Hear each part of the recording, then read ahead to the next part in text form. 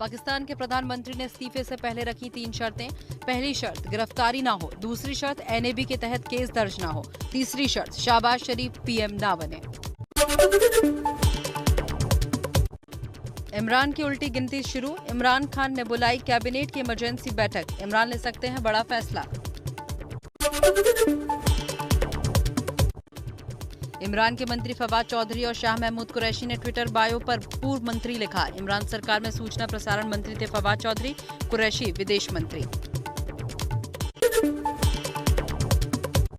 पाकिस्तान में इमरान का आखिरी इम्तिहान, अविश्वास प्रस्ताव पर वोटिंग होगी। इमरान सरकार का नया पैतरा, अविश्वास प्रस्ताव पर वोटिंग के आदेश पर फिर से विचार के लिए सुप्रीम कोर्ट में आज ही अर्जी दी।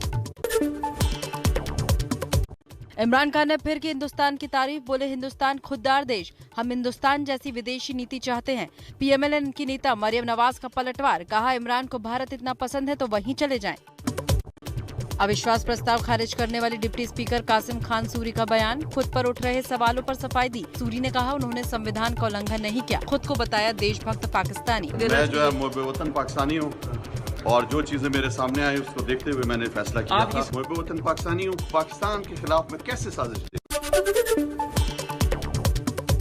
गोरखपुर हमले के आरोपी मुर्तजा को लेकर नया खुलासा। एक वेबसाइट पर मुर्तजा ने जिहाद की ली थी ऑनलाइन शपथ। सीरिया की एक युवती के संपर्क में भी था। पुलिस को मुर्तजा के एक परिचित की तलाश। बीजेपी सांसद रवि किशन ने गोरखपुर हमले को बताया आतंकवादी घटना। कहा आरोपी अगर अंदर जाता तो कई लोगों को मार सकता था। पुलिस वाले आपको रोकते नहीं तो अंदर जाके कितनी हत्याएं करता, कितनों पे चलाता, कितनी माताएं बहनें बच्चे होते। गोरखनाथ मंदिर में हमले के आरोपी मुर्तजा पर बड़ा खुलासा। आतंकियों से अरबी कोड वर्ड में करता था बात ताकि जांच एजेंसियों को नहीं हो शक। राहुल गांधी का मायावती पर हमला, बोले काशीराम के बताए मार्ग से भटकी मायावती। मायावती को गठबंधन के लिए दिया था न्योता, लेकिन मायावती ने जांच एजेंसियों के डर की वजह से जवाब तक नहीं दिया। हमने मायावती जी को मैसेज दिया, अलायंस करिए, चीफ मिनिस्टर बनिए, बात तक नहीं की। आम आदमी पार्टी के नेताओं के बीजेपी में शामिल होने पर दिल्ली के डिप्टी सीएम मनीष सिसोदिया का निशाना। कहा हमारी पार्टी के दागी नेताओं को बीजेपी ने लगाया गले। रात को 12 बजे बौखलाहट में एक चरित्रहीन व्यक्ति को अपने गले से लगा लेते हो सिर्फ इसलिए क्योंकि आपको 2 मिनट के लिए अरविंद केजरीवाल जी के खिलाफ कुछ कहने का मौका मिल रहा है। आज से मिशन हिमाचल पर बीजेपी के राष्ट्रीय अध्यक्ष जेपी नड्डा। शिमला में रोड शो जनसभा को किया संबोधित। साल के आखिरी में हिमाचल में विधानसभा का चुनाव। मैं यहाँ धक्के की चोट पर कह सकता हूँ कि जब जब कांग्रेस आई है उसने हिमाचल का हक छीना है।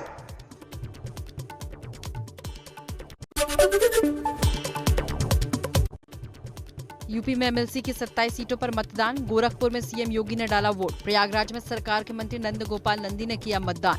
राज्य में स्थानीय निकाय की 36 विधान परिषद सीटों में 9 सीटें बीजेपी के पास।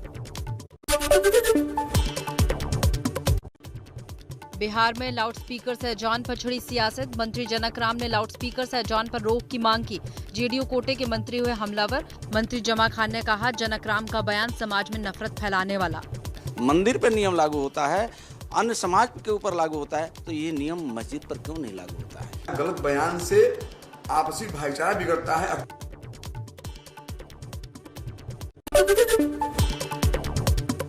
जम्मू कश्मीर के अनंतनाग में चल रहे एनकाउंटर में एक आतंकी ढेर। सुरक्षा बलों ने लश्कर के आतंकी निसार डार को मार गिराया। कुलगाम और अनंतनाग में अब भी जारी है एनकाउंटर। कुपोषण के खिलाफ अभियान पर कैबिनेट का फैसला। सरकारी योजनाओं में फोर्टिफाइड चावल दिया जाएगा। गरीबों को दिया जाने वाला चावल फोर्टिफाई होगा। फोर्टिफाई में होते हैं सभी पोषक तत्वों के गुण।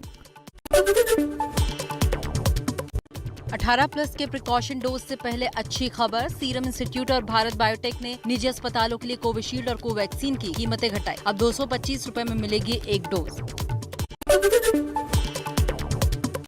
दिल्ली, महाराष्ट्र समेत 5 राज्यों में कोरोना के बढ़ते मामलों को लेकर केंद्र सरकार अलर्ट। केंद्रीय स्वास्थ्य सचिव ने सख्त निगरानी बनाए रखने को कहा। राजधानी दिल्ली में लू और गर्मी का सितम जारी। मौसम विभाग की चेतावनी, दिल्ली वासियों को 42 डिग्री वाले पारे से कुछ दिन तक नहीं मिलेगा निजात। दिल्ली में गर्मी का ऑरेंज अलर्ट।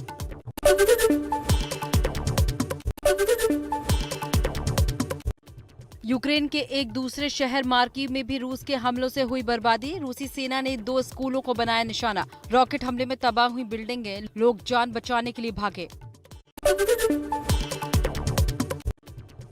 रूस यूक्रेन के बीच 45वें दिन भी जारी है जंग। मारियोपोल में यूक्रेन और चेचन लड़ाकों के बीच जमकर गोलीबारी।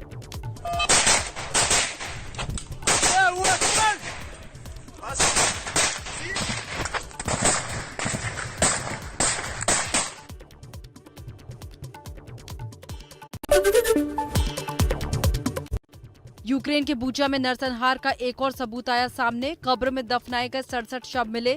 बूचा नरसंहार पर ही मानवाधिकार परिषद से सस्पेंड हुआ है रूस। यूक्रेन के खार्किव शहर पर रूस ने किए ताबड़तोड़ हमले। मिसाइल अटैक में तबाह हुई इमारतें, चारों तरफ फैला मलबा। एक के बाद एक धमाकों से दहल गया खार्किव। श्रीलंका में नहीं थम रहा राजपक्षे सरकार के खिलाफ आंदोलन। कोलंबो में राष्ट्रपति के इस्तीफे की मांग कर रहे लोगों ने किया प्रदर्शन। बड़ी संख्या में बैनर पोस्टर के साथ सड़कों पर उतरे लोग।